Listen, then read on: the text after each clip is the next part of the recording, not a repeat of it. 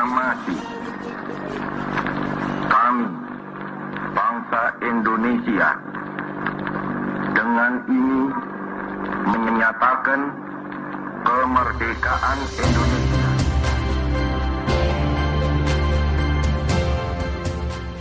Masa yang dinanti selama ratusan tahun itu akhirnya datang juga.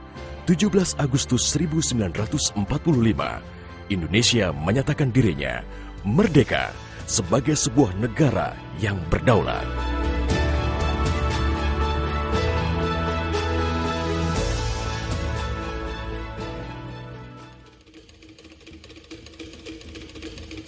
Namun, belum genap 1 bulan usia kemerdekaan, Indonesia langsung mendapat cobaan yang berat. Tentara sekutu yang di dalamnya ada tentara Belanda mendarat di Jakarta dan kota-kota besar lainnya di Indonesia. Bung Karno dan Bung Hatta berupaya melakukan upaya diplomatik untuk mendorong tentara sekutu bekerja profesional, hanya mengurus tahanan saja dan tidak mengutak-ngatik status kemerdekaan Republik Indonesia. Namun, upaya itu tidak membuahkan hasil. Bung Karno galau. Ia menghitung jika sampai terjadi peperangan, secara matematis tidak akan mungkin bisa mengalahkan sekutu. Persenjataan mereka jauh lebih lengkap dan keahlian militernya lebih memadai. Atas saran Jenderal Besar Sudirman, Bung Karno diminta mengirim utusan khusus kepada Roisul Akbar Nahdlatul Ulama, Hadratus Syekh Kiai Haji Hashim Asy'ari di Pondok Pesantren Tebu Ireng, Jombang. Tujuannya meminta fatwa Kiai Hashim tentang hukumnya berjihad membela negara yang notabene bukan negara Islam seperti Indonesia. Kiai Hashim lantas memanggil Kiai Haji Wahab Hasbuloh dari Tambak Beras, Jombang. Kiai Wahab diminta mengumpulkan ketua-ketua NU se-Jawa dan Madura untuk membahas persoalan ini. Bukan hanya itu, Kiai Hashim juga meminta kiai-kiai utama NU melakukan sholat istikharah, salah satunya Kiai Abbas dari Buntet, Cirebon, Jawa Barat. 21 Oktober 1945, seluruh delegasi NU se-Jawa dan Madura telah berkumpul di kantor pusat Ansor di Jalan Bubutan, Surabaya. Kiai Hashim memimpin langsung pertemuan tersebut dan kemudian dilanjutkan oleh Kiai Wahab. Setelah melalui diskusi yang cukup panjang dan mendengarkan hasil istikharah para kiai utama NU, esok siangnya, tanggal 22 Oktober 1945, pertemuan menghasilkan 3 rumusan penting yang kemudian dikenal dengan istilah Resolusi Jihad NU. Pertama, setiap muslim, tua, muda, dan miskin sekalipun, wajib memerangi orang kafir yang merintangi kemerdekaan Indonesia. Kedua, pejuang yang mati dalam membela kemerdekaan Indonesia layak dianggap syuhada. Ketiga, warga yang memihak kepada Belanda dianggap memecah belah persatuan dan oleh karena itu harus dihukum mati. Dokumen resolusi jihad ditulis dalam huruf Arab Jawa atau pegon, ditandatangani Kiai Haji Hashim Asy'ari, disebarluaskan ke jaringan pesantren, tak terkecuali kepada komandan-komandan Laskar Hizbullah dan Sabilillah di seluruh penjuru Jawa dan Madura. Dokumen resolusi jihad juga dimuat di sejumlah media massa pergerakan masa itu. Hanya berselang 3 hari pasca resolusi jihad dicetuskan, 6.000 tentara sekutu mendarat di Pelabuhan Tanjung Perak, Surabaya dengan persenjataan lengkap. Mendengar kedatangan pasukan penjajah, ribuan santri dan kiai dari penjuru Jawa Timur bergerak menuju Surabaya.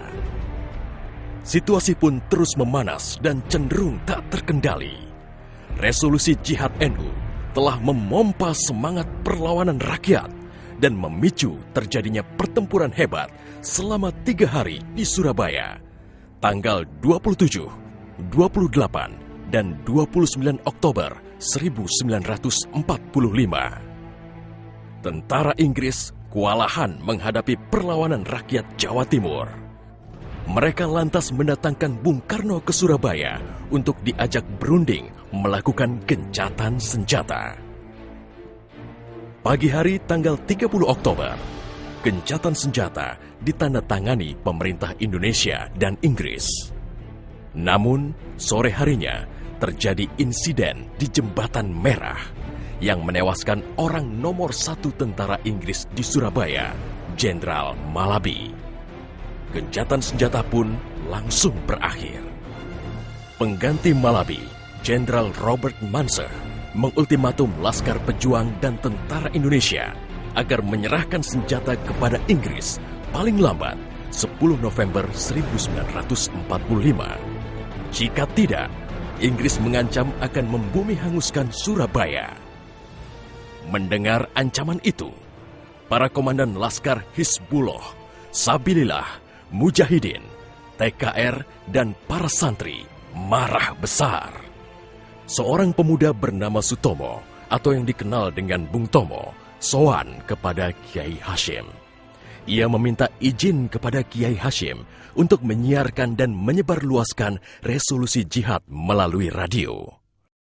Bismillahirrahmanirrahim. Merdeka! Saudara-saudara penduduk kota Surabaya,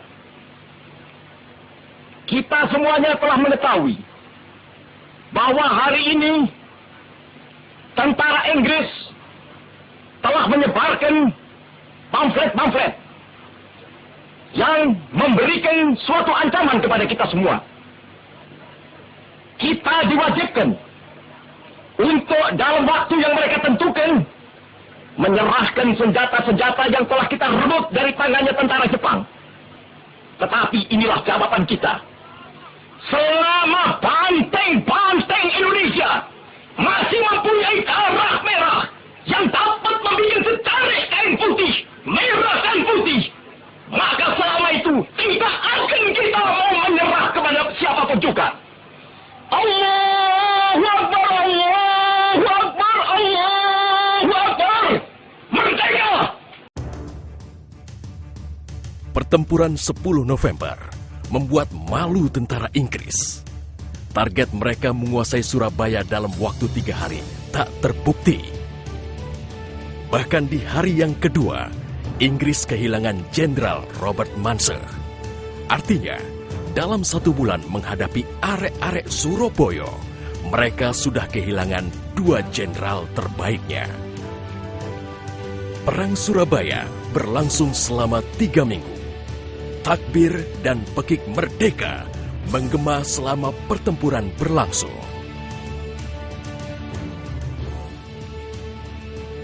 Meski pada akhirnya Surabaya jatuh ke tentara Inggris, namun Inggris mengalami kerugian yang cukup besar.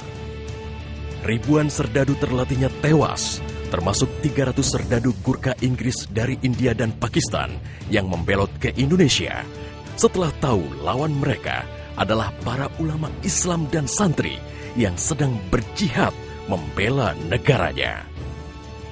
Korban di pihak Indonesia sendiri, 60.000 tentara, laskar, para santri, sukarelawan, dan rakyat Surabaya gugur sebagai syuhada. Tanpa resolusi jihad NU, tidak akan ada peristiwa heroik 10 November 1945.